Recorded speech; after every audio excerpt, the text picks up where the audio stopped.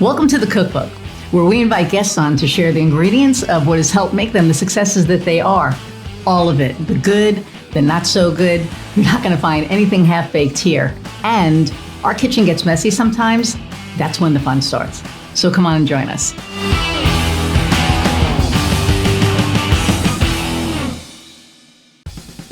Hey everybody, and welcome to another episode of The Cookbook. I'm your host, Iris Goldfeder, and I am so freaking excited about my guest today. This is somebody who's been in my life for about 5 years, who I absolutely freaking adore. There are two people in my life who I think are the kindest people in the world. One is my wife, and the next is Steph. Stefanie Dougherty is our guest today. She is the owner of Green Sage Life, a plant-based company. I'm not going to do her bio. I never do, but just want to give you an idea of who she is. And by the time this episode is over, you are going to be as in love with her as I am. So without further ado, oh wait, and before I start, click like, share, subscribe. There's a little bell thingy down there. Click that. Download, do all the happy things, and I'll probably tell you to do that at the end also. So without further ado, let's meet Steph. Hi, thank you. Gosh, what beautiful introduction. I love you too, Iris. The feeling is entirely mutual. So thank you so much. It's true. I've been telling you that for 5 years now. Is that nuts? I know. The time went by really fast, especially given that it was in pandemic times that we met and became friends. And ever since then, I think that my perception of time is warped a little bit somehow. Yeah. Well, I remember, when we first met and we were talking, like it was all, we were never really doom and gloom. I mean, we weren't happy about everything that was going on. I mean, and it was a little lonely, but, we had this, and we still haven't met yet, but this summer we're going to do it. We're going to be in New York. We're going to do it. Yeah, given all the hours we've spent together on Zoom, it's shocking that it hasn't happened yet. Probably about 2 years worth, right? So easily. So, but yeah, and I'm still in Nina's group every once in a while. Like I'm still in it. I pop in every once in a while, so I keep it going. And Diane is still my mindfulness coach, and I know that you guys are still doing your mine too. Yes. Yeah, and she's just so amazing. So, but okay. So I was just telling Stephie a story. So. Steffi's been trying to get me to eat healthy for 5 years. And I have my moments, right? But she sent me this gift of a cherry pitter. And I use it once in a while. And we got some cherries in, I don't know, last week, the week before. And I was using it because when I do use it, it's a lot of fun. It's like this little thing and you put the cherry in it, you do it and the pit comes out, and it's supposed to be harmless.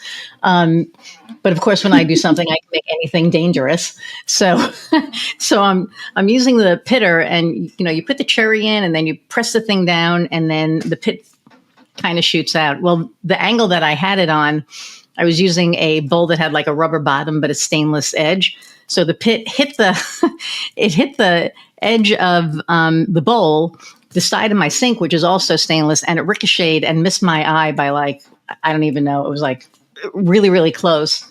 And of course my wife is like, what the hell are you doing in there? And she sees where the cherry pit is. So, eating healthy can be good for your health, but the instruments, maybe not so much. There's some hidden hazards.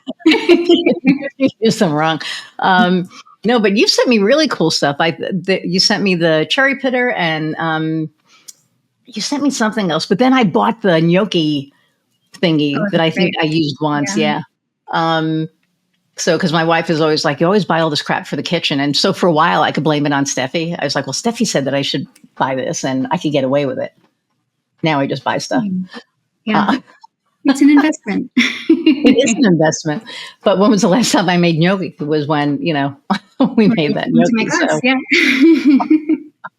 So, all right. So why don't you tell everybody about you and, the amazing you and your story and all the good stuff? Thank you. Sure. Well, a brief introduction would be that I am a plant-based chef and cooking instructor, a nutrition educator. And this is actually my second career. So we'll talk a little bit about that in a few minutes, I think. But my mission, though, is to teach people to find joy in cooking healthfully and to prove that it can be delicious, because there's a really sad misconception that, health food is bland, tastes like cardboard, it's very unappetizing and unexciting, when nothing could be further from the truth when you're doing it right. So when you're doing it right, and you make those freaking muffins, what are the chocolate banana muffins or something? Muffins, yes. Oh my God, good Lord. Yeah, thanks. But I digress. Yeah. But yeah, just it breaks my heart to think that when faced with the prospect of making some shifts in lifestyle to become more healthier, to live longer, to enjoy life more because you have more vitality and energy, and eating differently, a lot of people don't want to make the change, and it's because it's daunting. And so that's where I want to come in to help bridge that gap so that people can enjoy all the benefits of eating healthfully without feeling like they're depriving themselves, and without feeling like there's a loss there. And actually, there's so much to gain. So that's my mission. And the way I do that mostly right now is I just make free recipe videos and I post them on YouTube. So I have a YouTube channel, Green Sage Life. That's where I am on all social media channels. And I am loving that so much. It's just creative, outlet for me. And it's my passion, and I love sharing it with others. I hope as you're listening to this podcast episode, though, that you won't think that this entire episode is about eating healthy food. Like, we're going to bring this back to the theme of the podcast and talk about the business side of this. So if you're looking to glean some inspiration there, it's coming. But just to give you some context of where I'm coming from and why I do what I do, that's it. Yeah. And this has turned into its own beast. It's not, I mean, we do talk about business when it fits, but it's really more about the journey and, what the person, what my guest does. So I really do want to talk more about this. And I will say, as somebody who is a certified carnivore, I do try to get certain things. And like, I eat this, and this I should get a sponsorship for. There's this plant-based snack bar called Aloha. Have you heard of it? Oh my God, they're so good. But anyway, that's like my snack for the afternoon. So I try to do plant-based where I can, but it's got to have that flavor. It can't be that bland, so I'll eat like keto. There's this Lewis keto bread. And to me, I call it, because it's cinnamon bread, I call it cinnamon cardboard. Because the texture and everything, it's just, it just feels, no offense. It tastes really good, but it just has that texture to it. So for me, it's a lot of texture. But your recipes are so freaking good. Like, anything that I have made of yours has been amazing. Like, we did the butternut squash.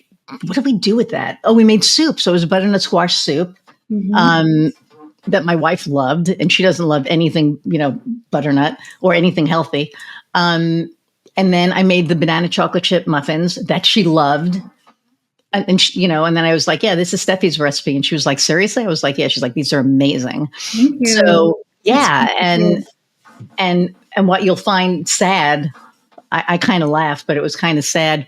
All of the stuff that I bought when I was following your courses and stuff, and I stocked up on stuff, everything expired. So we had to throw I would cry.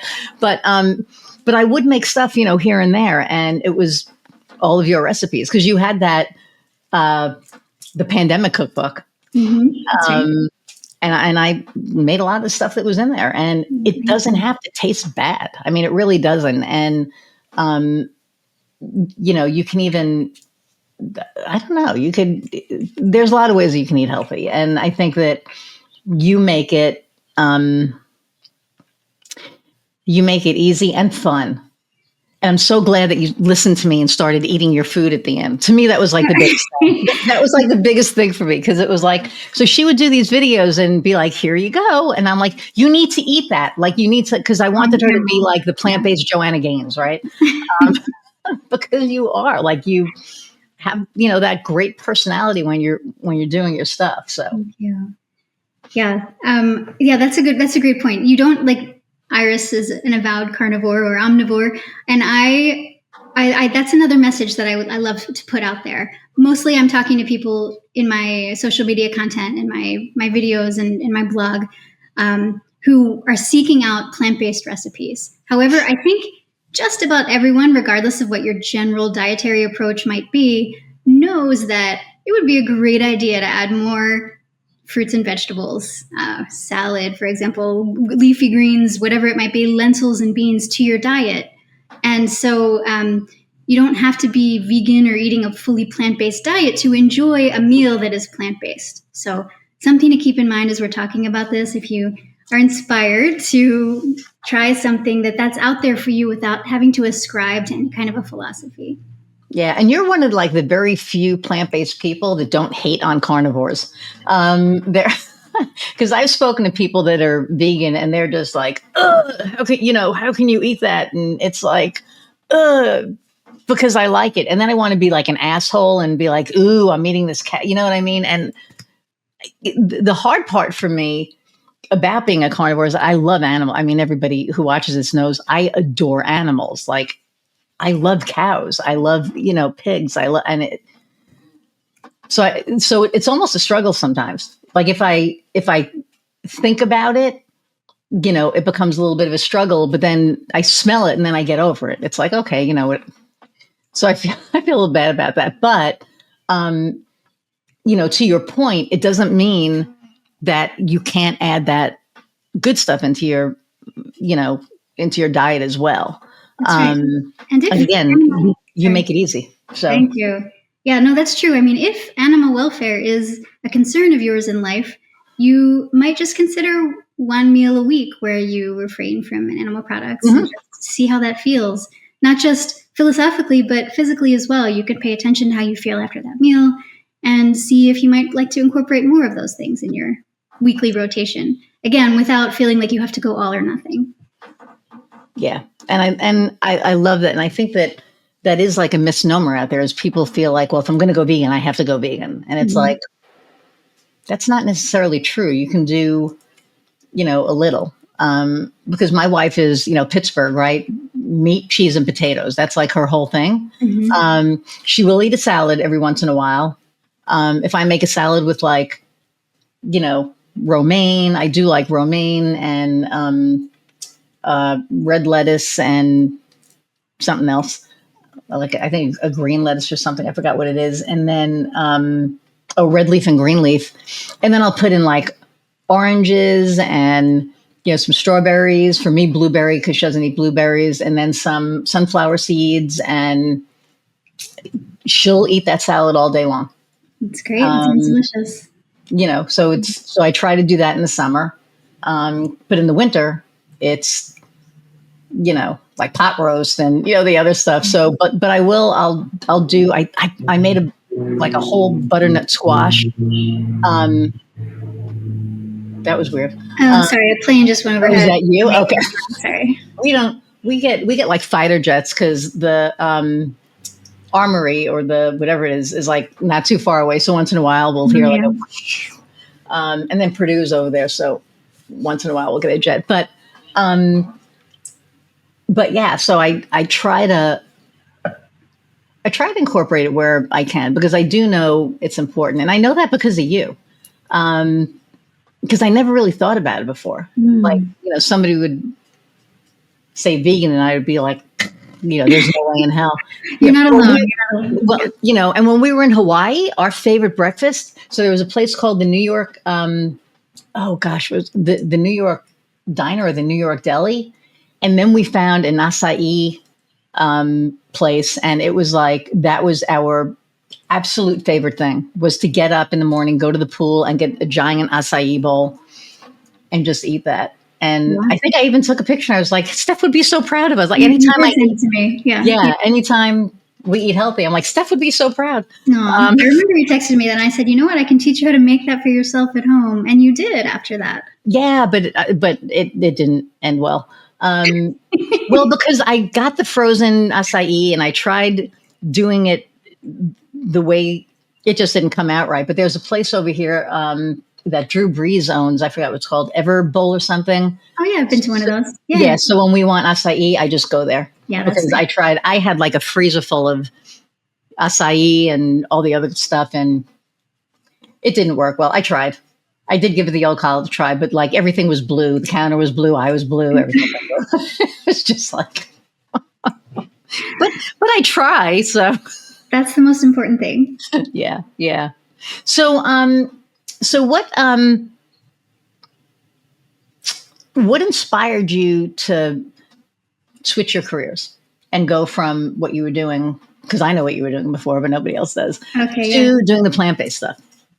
Okay. So for some context, I was a linguist by training. I got a master's degree in translating and interpreting. And so I had worked as a freelance French-English translator for almost 20 years of my life. And for me, that was something that I was naturally inclined. I was good at languages. So for me, that was kind of a natural career choice.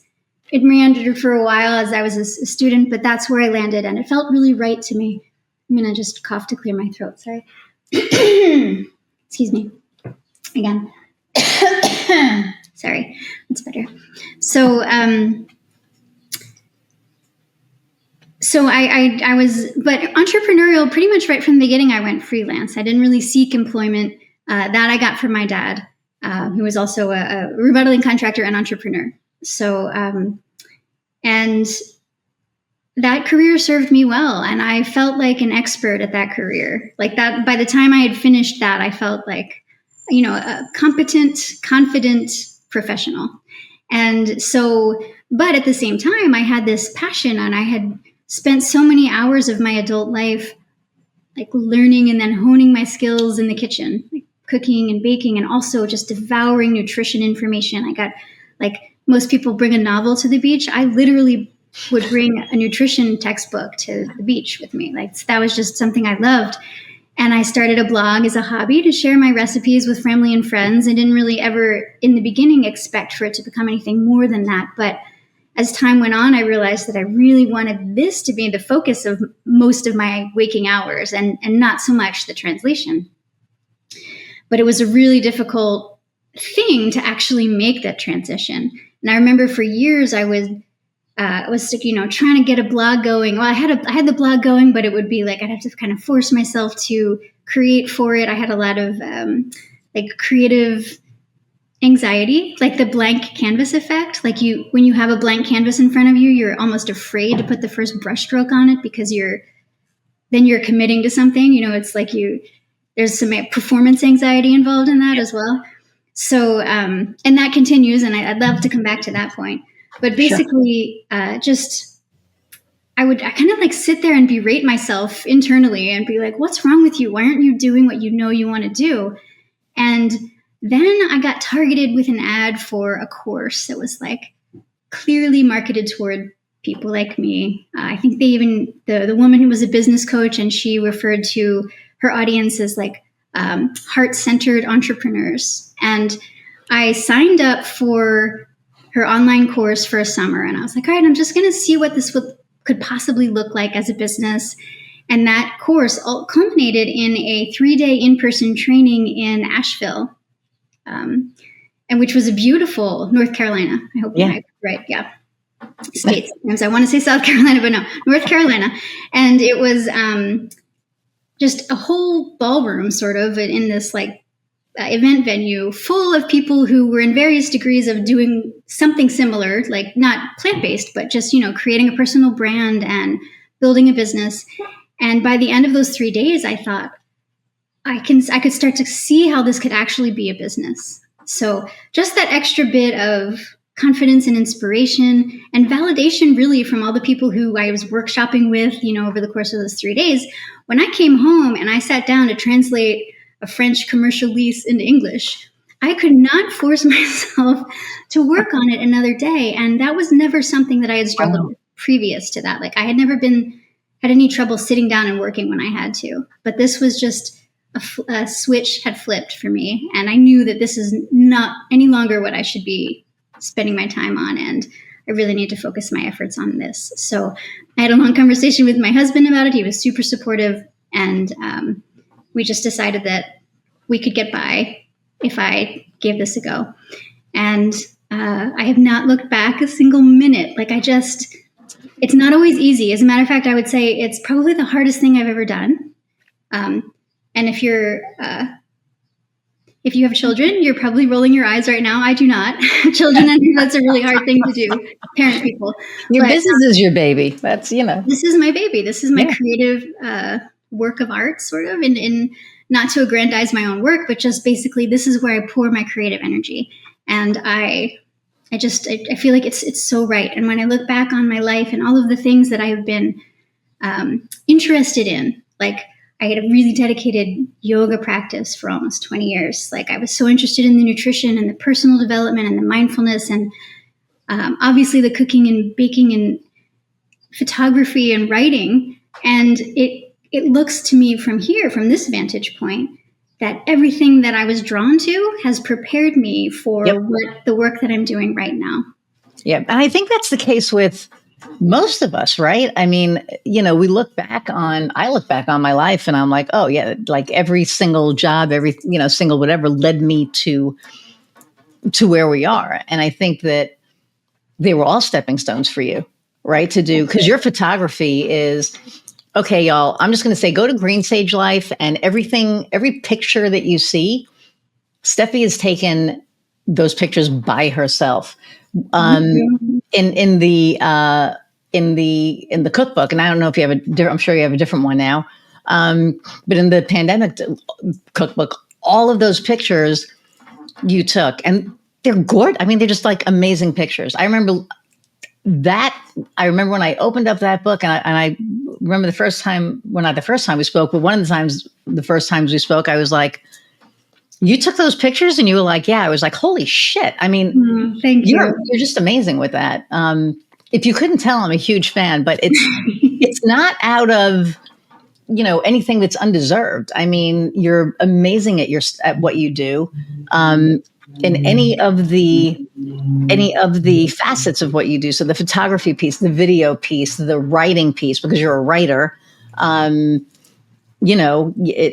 just all, it just all kind of fits into a nice, happy little, mold. So, thank you. Not to interrupt you, but I just remember those pictures, and I remember looking, going, "Oh, I want to eat that." Thank you. That's the entire intent there. Is and this is something that I really work toward as well, to try to help people find the beauty in these meals, and not just like necessarily the aesthetic beauty, although that is, they say people eat with their eyes first. Mm-hmm. Like that's really important. But there's almost like a conceptual beauty as well. Like you're doing something lovely for yourself when you cook yourself a home cooked meal that's going to promote your own wellness and healing, perhaps, or you're doing that for other people who you love, who you live with, who you cook for. That's a very beautiful act of love as well. So if maybe you don't love cooking or baking, but it's something that we all more or less consistently have to do on. And if you can find joy there and maybe a moment of Zen for yourself on a daily basis, but also the enjoyment of eating it, right? The deliciousness aspect that is also very important for food, and the cultural and the sharing and the social aspects, all of that can come together and create a truly beautiful experience for yourself. That's then, at the end of the day, I've done what I set out to do.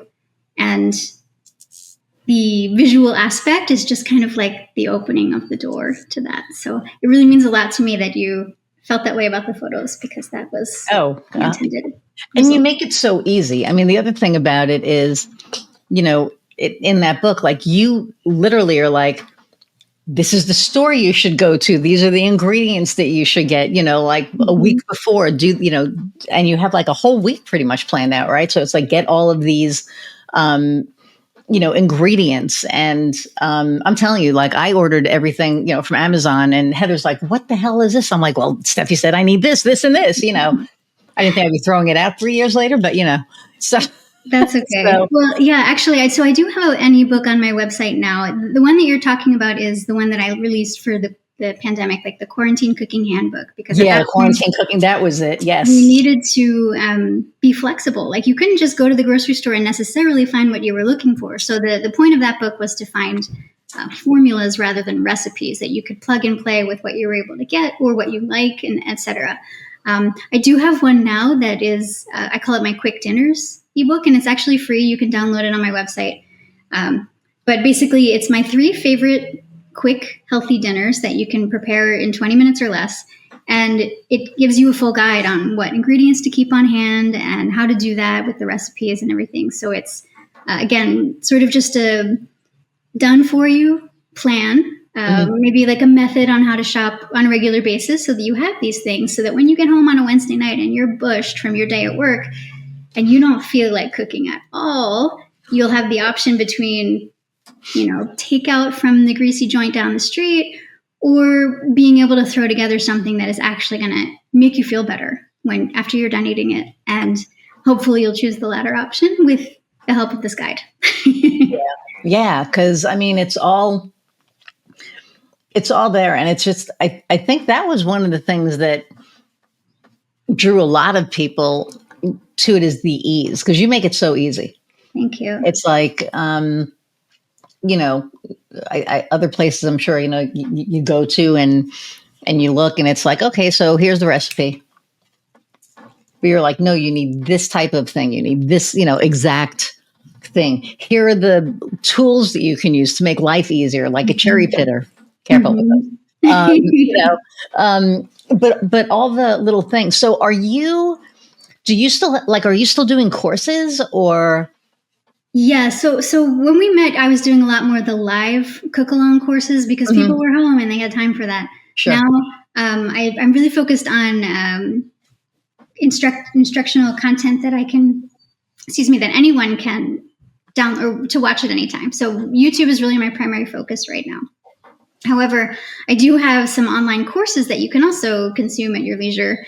And one that I'll be making available this summer is my Summer Fruit Club, which was the course that I think, did I just send you a cherry pitter, or did you win the contest in the? No, you sent me a cherry pitter because we were, I think you and I were just doing one of our, conversations, and you were in the kitchen. You were like, "Don't mind me while I'm cooking." And I'm like, "No."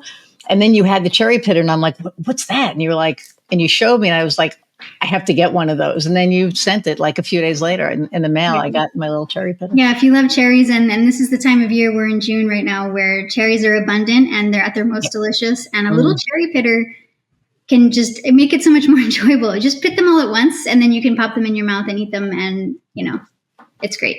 And pitting them is fun. It's just fun. It's just like, barring any unforeseen circumstances. Be careful, yes. Make sure you're aiming in the bowl, not on the side of the bowl.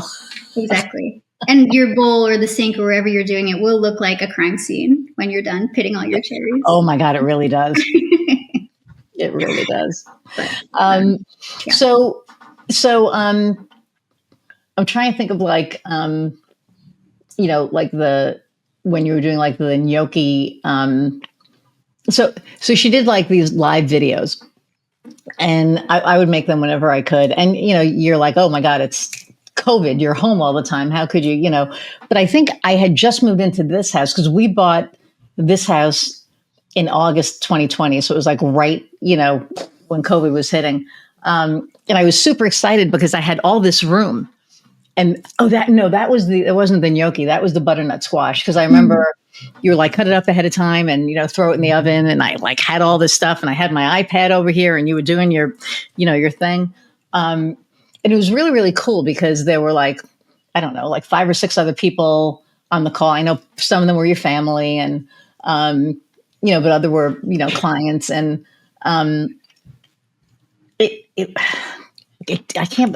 just seems so like another lifetime now that I'm thinking about it, right? Yeah, it was really fun. It's really fun to cook live with people and be able to field questions as they come up. And I would love to return to that format sometime. Yeah. It was really good. And you had the camera like showing what you were doing. And I was like amazed at that. I mean, she had the camera here. We had 2 cameras. The camera showing down. And it was like, you just knew what you were doing and how to do it in a way that people couldn't help but be engaged. Because you're just, you just have a very, you're very personable. So when you do something like that, it just kind of draws people in, and they're like, "Ooh, what's she doing? How's she doing this? I want to know." Thank you. Yeah, those were really fun. It's true. So, I know that this was one of the questions you wanted. Was what is the most challenging part of what you do?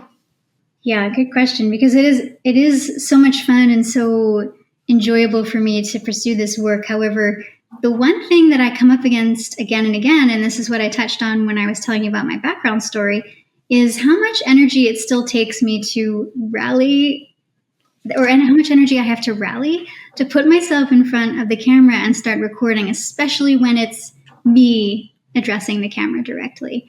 And and maybe in you being the person listening to this podcast, your line of work, you're not putting yourself on video necessarily, but for most of us, there's something that we feel like a little extra vulnerable before we do, or there's a little sense of imposter syndrome or just lack of confidence before we do it.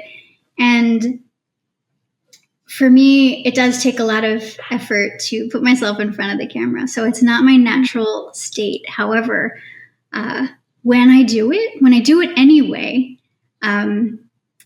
it's so satisfying to have kind of stretched my comfort zone in that way. And if I also find that the more I do that, the more consistently I create videos where I'm on camera, the easier it becomes, and the less of an inertia I have to overcome, or less of an initial obstacle I have to overcome to do that. And so the amount of total energy it takes me that day to create that video is lower. So there's like an economy of scale almost when you're talking about your personal energy.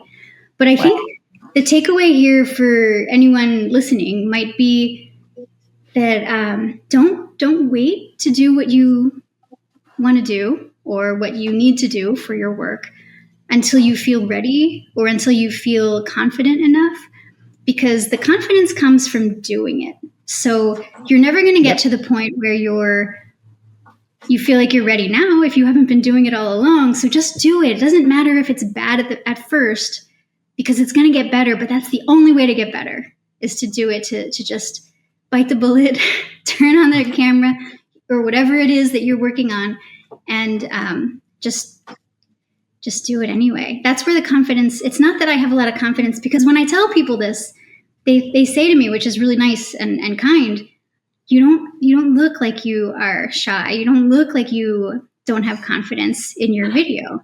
Mm-hmm. And that's really nice to hear, but it's true that I don't feel super secure about doing that.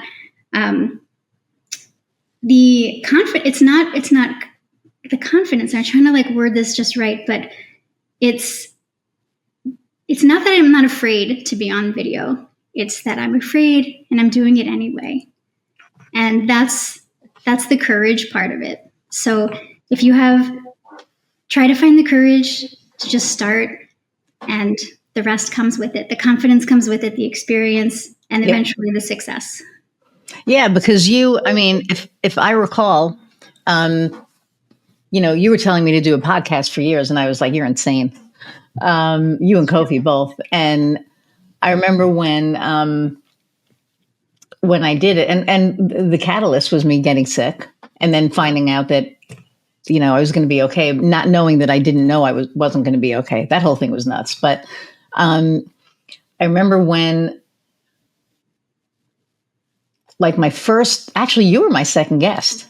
Mm-hmm. It was Elaine, and then actually it was Rigade, and Rigade just recently passed away, which is like a whole another story, which is kind of crazy. We never got to redo her episode, but it was Rigade, and then Elaine Williams, and then you. Mm-hmm. And Elaine ended up being the first episode, and you ended up being the second. And I remember, I had those 6 questions, and I had them because I needed that structure. I needed some kind of structure to follow. And because for me to stay on task, Miss ADHD, it's squirrel. was really, really hard.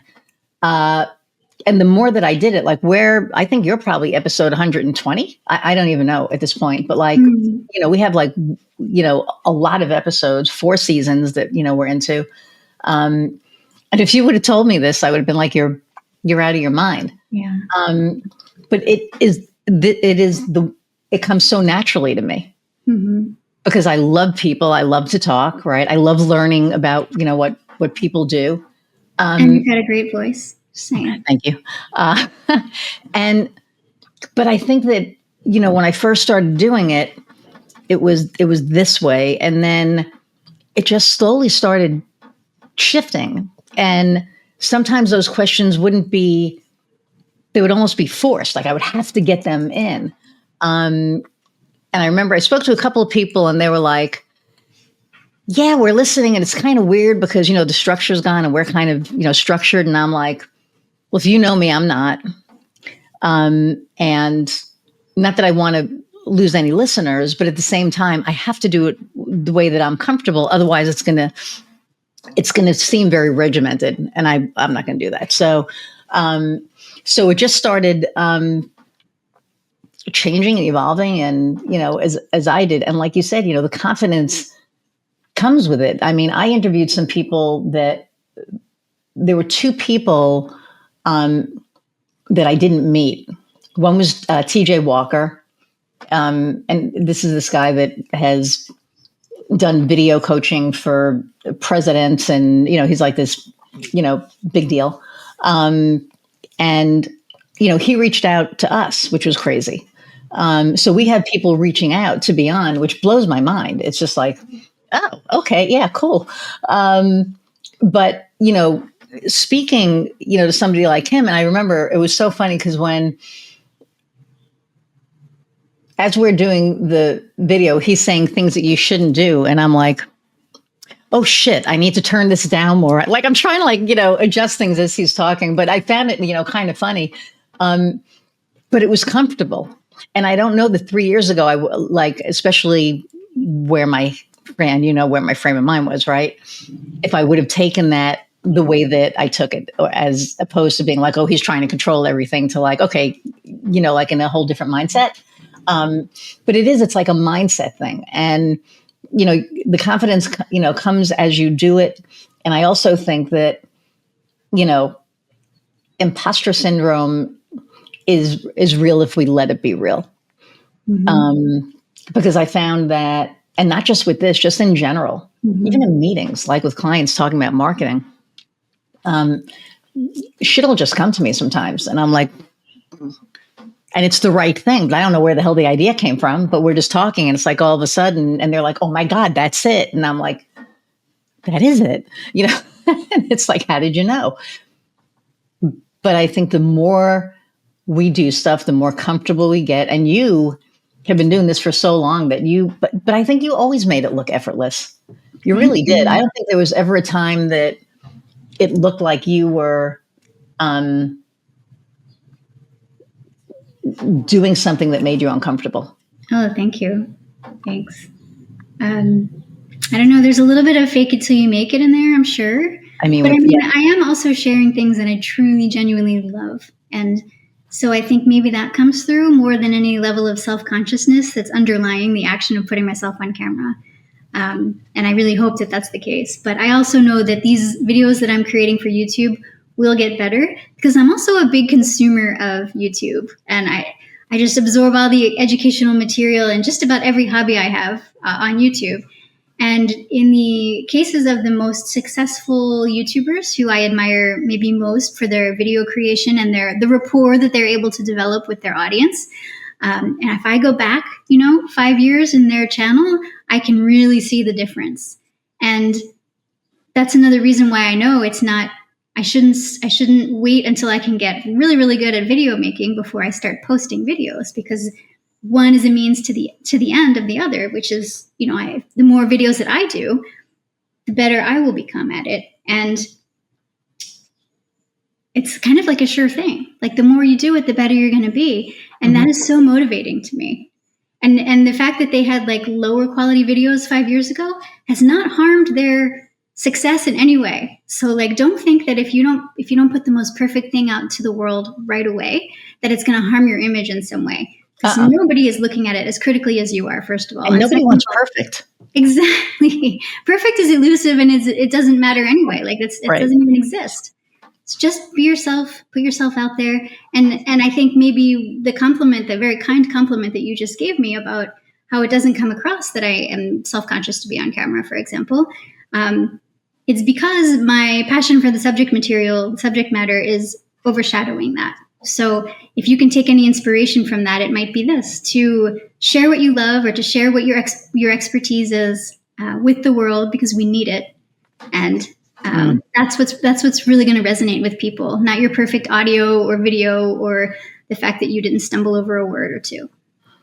Yeah. And it's so funny because there's all this crap out there, like all this, like, these like shock podcasts that want to shock you with, the state of the world and all this other crap. And, for me, it's like, I listen, I'll watch my podcast every once in a while just to kind of get a feel for some stuff. And there are some things I'll be like, oh, that maybe I shouldn't have said that or whatever. But it's like, you know what? If I wasn't supposed to say it, I wouldn't have. Not that I'm giving myself permission to just, do whatever. But I think that, and I truly believe this, that,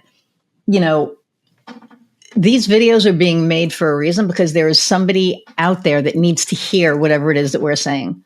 And that was a really big, I think that was like, that kind of hit me last year. So like, 2 years in, where I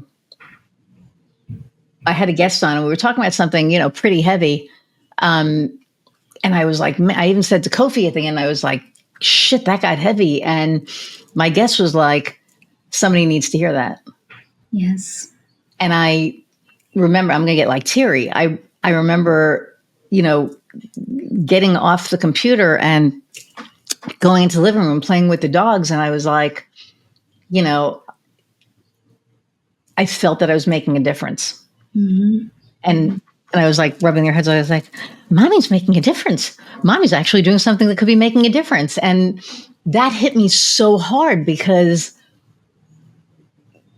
when I look back on my life, and there were so many times that, whatever could have happened, but I always felt that I was meant for something better, greater, bigger than me. And I really think that this is part of it, because to have this kind of a platform and to be able to bring the people on that I bring on, and it's not all doom and gloom, and it's not all, it's business stuff, and it's life stuff. It's life journey stuff. Right. And it's stuff that people need to hear, and it can actually make a difference in somebody's life. And I'm like so grateful and blessed that I get to do that. And I don't know where that came from, but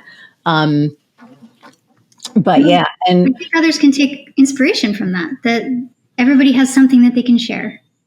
And what you share is like, you share health and life, and, how to, do some things better. Because we could all eat better. I mean, at the end of the day, it's true. We put so much shit. I don't know if I told you, I told you we went to Germany last year. We were in Europe. Yeah. And the thing that blows my mind more than anything is the food. Is all of the shit that we put in the food here that they don't there.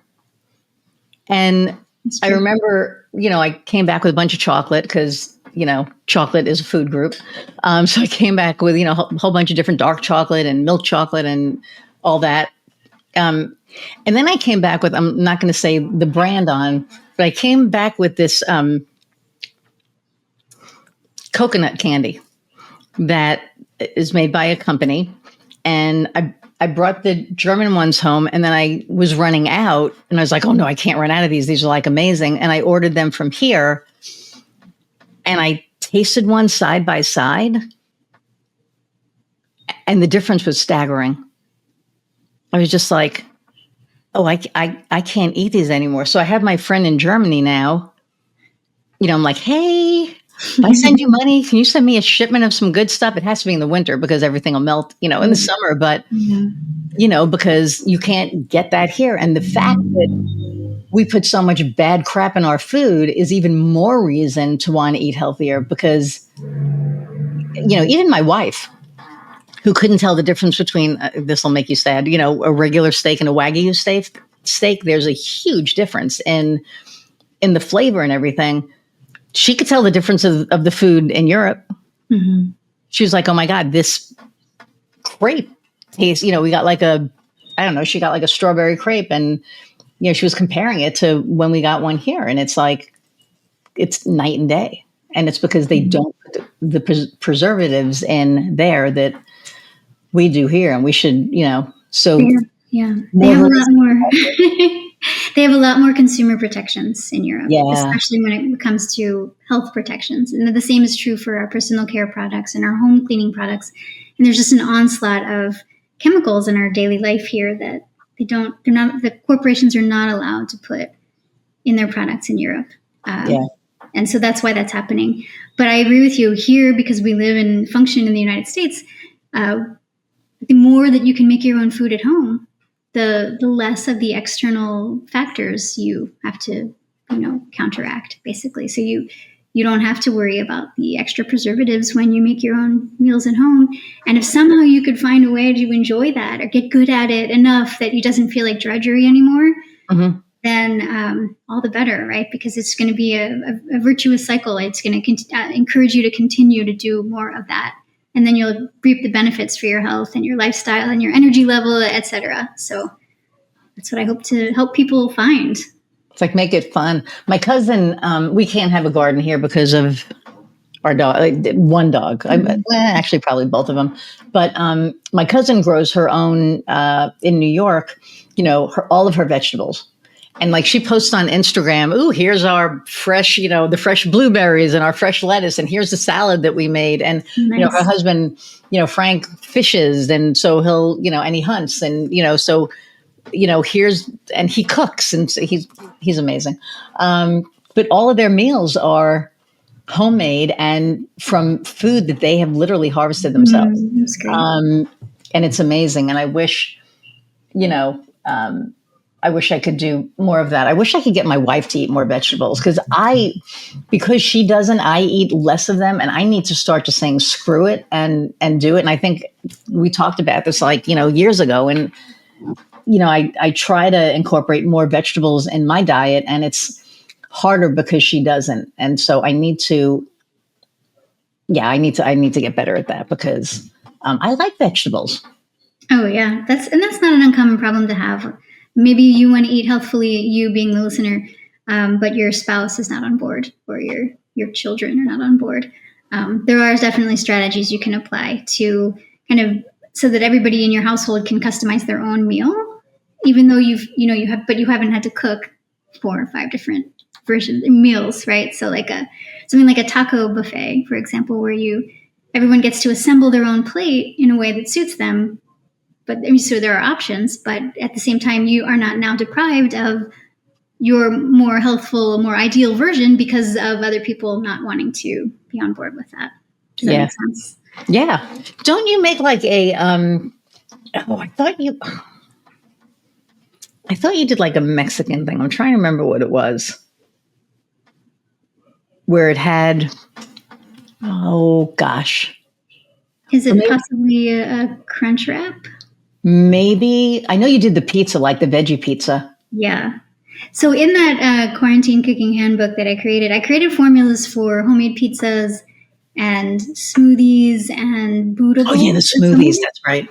Bootables might be what you're talking about. And again, that's another sometimes they're called nourish bowls, but the idea is basically a grain bowl. So you'll have a grain and a legume and a vegetable and a leafy green and some, sauce or something. And so everybody can put in what they want to eat, have a delicious sauce on top. And if let's say your wife wants chicken, but you don't, like, the chicken can go on at the end. So you don't have to you don't have to eat chicken. You don't have to cook it into your food. You can just assemble these things, and then the same can go with soups. And so there's ways to do that for everyone in your household. It's just a slightly different approach maybe than one might be taking right now, but you can adapt to make sure that you at least are getting to eat more healthfully if you want to. Yeah. Yeah. So what's the most enjoyable part of what you do?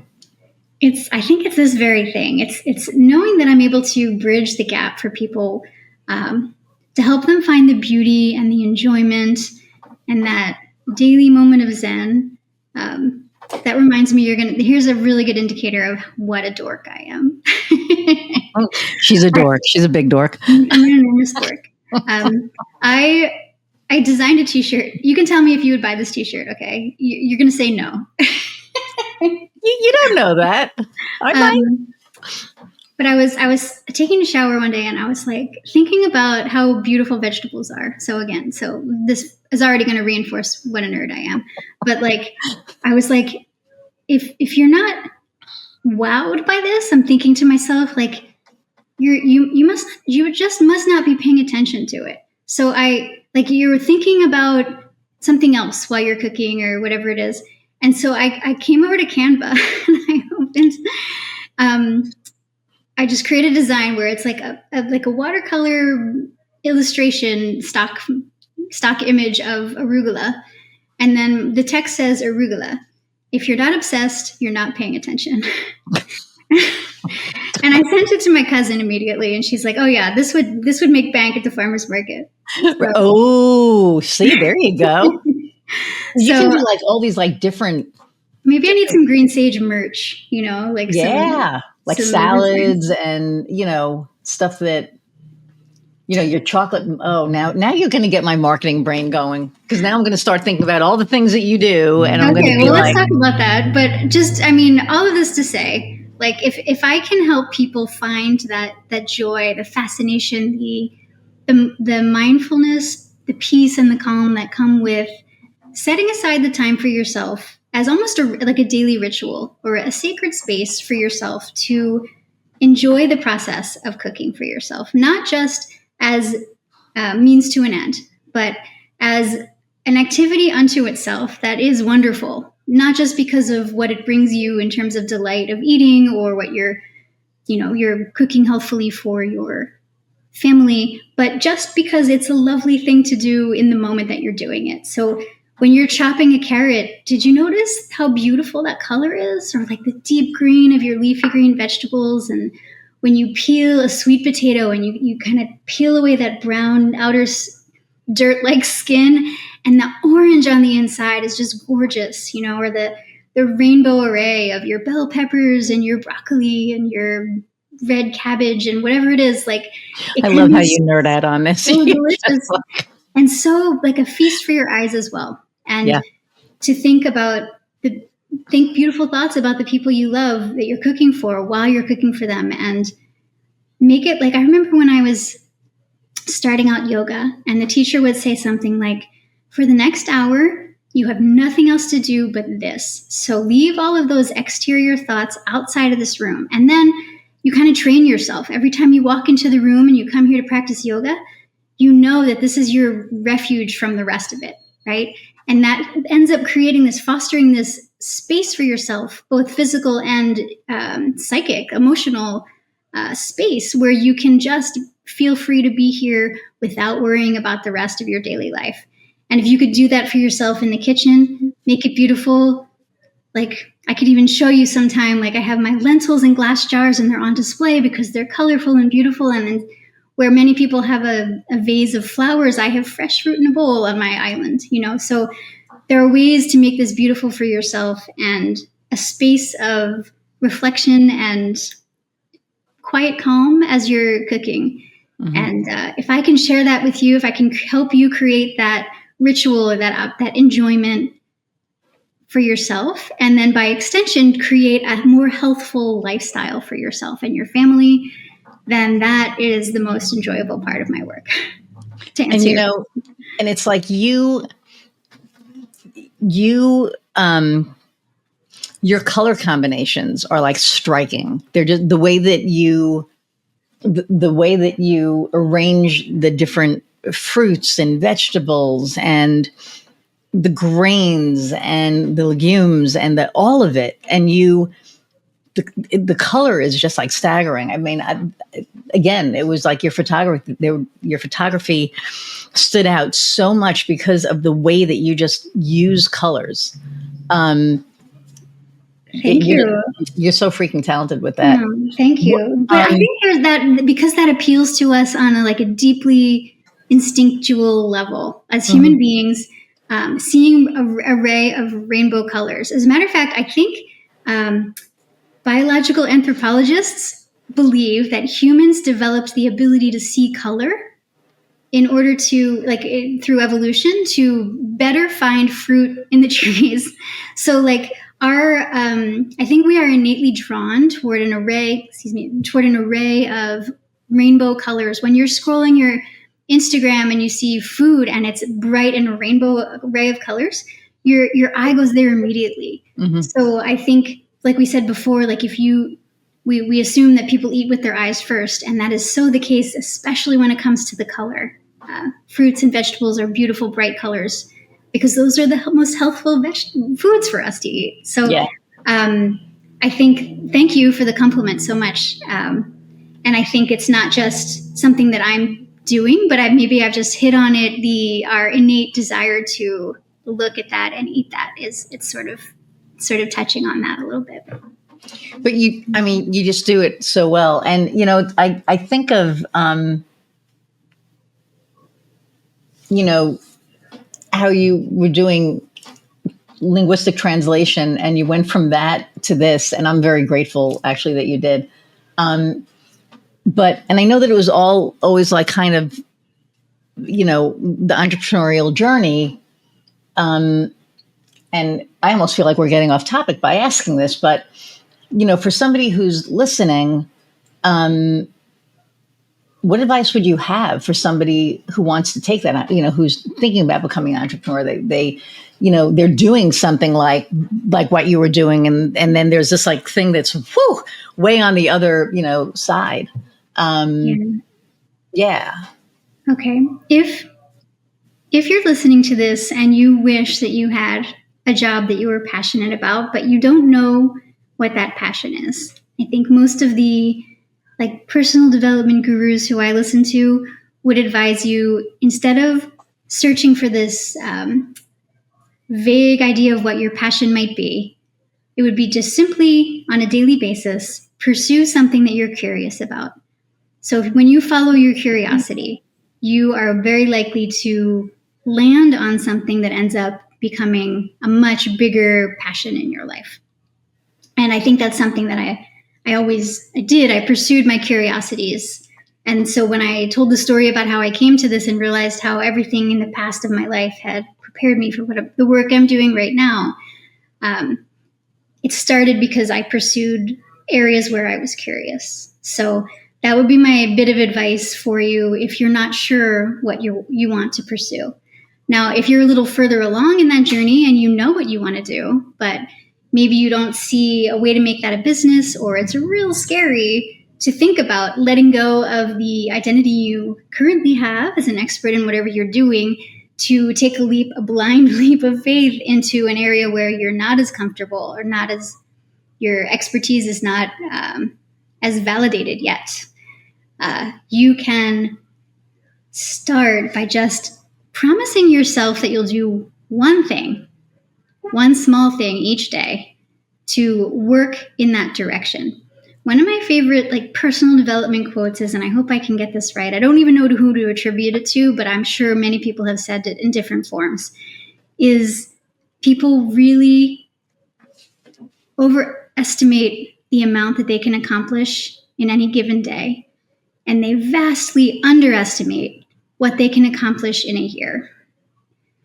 So if you do just a little bit to work toward what you want to do in your life every single day, you are going to be shocked by how far you've come after 365 of those days. Wow. That's deep, but it's true. It's taking that first step. right? It's taking that first step. And it's so funny because I never thought I was going to be an entrepreneur. If you would have told me that, there's like no way. And now I could never work for anybody again. Like my friends and I joke, we're unemployable. There's no way. But you're right. It's like, do it the first day, do it the second day, do it the third day, because before you know it, it's going to be 365 days have gone by, right? So it's going to be like 5 years. And it's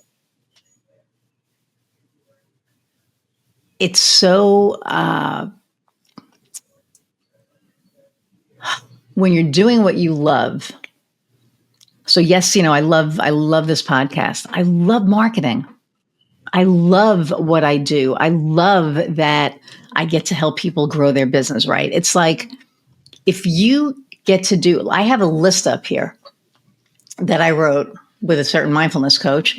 We were doing an exercise and she said, write what you love to do. And I realized that it's not just that I love to do it. I love that I get to do it. I don't have to do it. We don't have to do it. We get to do it. This is like a privilege, right? So, it's like, I love that I get to help people. I love that I get to help people businesses grow. I love that, I get to run my business on my terms. I get to do all of these things. And I think that at the end of the day, for you get to help people become more healthy. You get to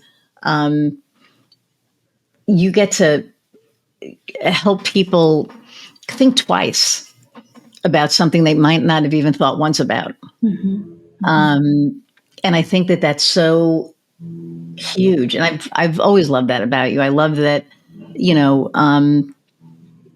just the way that you put it out there. And I think I put it on Instagram, a few years ago, and it was the whole non-judgmental thing, because there are so many, vegan coaches out there, vegan, teachers, whatever, that are just really, they make you feel like crap. They're like, you're eating that meat, that's going to kill you. It's like, yeah, something's going to kill me. So, I know. So, you know what I mean? But it's like, you're just so loving about it. Because you really care about helping people eat healthy, to the point that it's like, yeah, if you eat meat, great, but try to at least do this once a week or twice a week, and I think that's so important, because when something is non-threatening, when something is non-intimidating, or the person is non-threatening and non-intimidating, it makes it a lot easier to say, hey, I'm going to check this out. I'm going to, check her out and see what she's doing. So, holy crap, we're over an hour. Shocking. So where can people find you? Oh, thank you. Yeah, thank you for all of your compliments. I really appreciate it. So much gratitude. You know how I feel about you. That's not compliment. It's the truth. It's all true. So thank you. So yes, I would love to connect with anyone listening who would like to learn more about what I do on social media, on all the platforms at Green Sage Life. But I would say most primarily YouTube, where I'm really focusing my efforts now, and you can find recipe videos. So I demonstrate how I do these recipes, and I kind of explain it.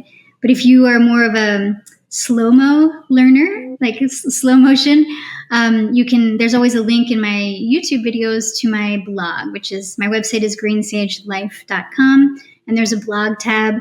And then for each of my recipes, I have like a step-by-step photographed instructions of each recipe. So you can it's nice because you get to see what it's supposed to look like every step of the way, which I think helps people learn how to do it.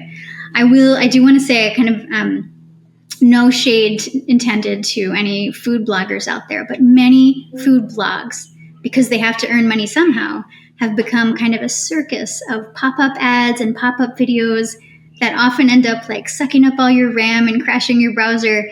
I don't have any of that on my blog. So I'm fortunate enough not to have to. And so when you come to my blog, that's not what the experience you'll get. And I'm really excited to also include now a downloadable, printable version of each recipe as well. So you can start to create your own portfolio of go-to recipes for yourself. So YouTube, Instagram is really my biggest social media other than YouTube, and then the blog. And if you go to my website, you can download my Quick Dinners ebook that I mentioned earlier. It's free. You'll become part of my email community, which you can unsubscribe from at any time. I never intend to spam anyone. You won't want to because there's a million recipes. Then you'll get an email every time I have a new recipe up there, so you can check that out. And I would love to welcome you to the Green Sage community. It's just such a bunch of really amazing people. They always ask really thoughtful questions, and it's always a judgment-free zone. So come as you are, and let's see if we can add more plants to your daily lifestyle. Yay.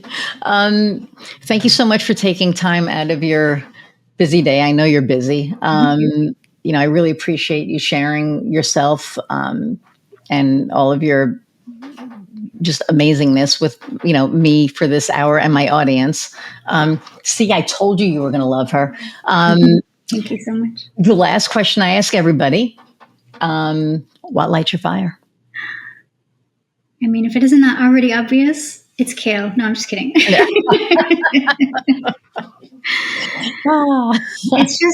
It's all of this, sharing my passion with others in the hope that it ignites a fire in someone else. I think that's what does it for me. Wow. Well, thank you so much. Hang on. I'm going to say goodbye and I'll be right back. Okay. Everybody, thank you so much for hanging out an hour plus again.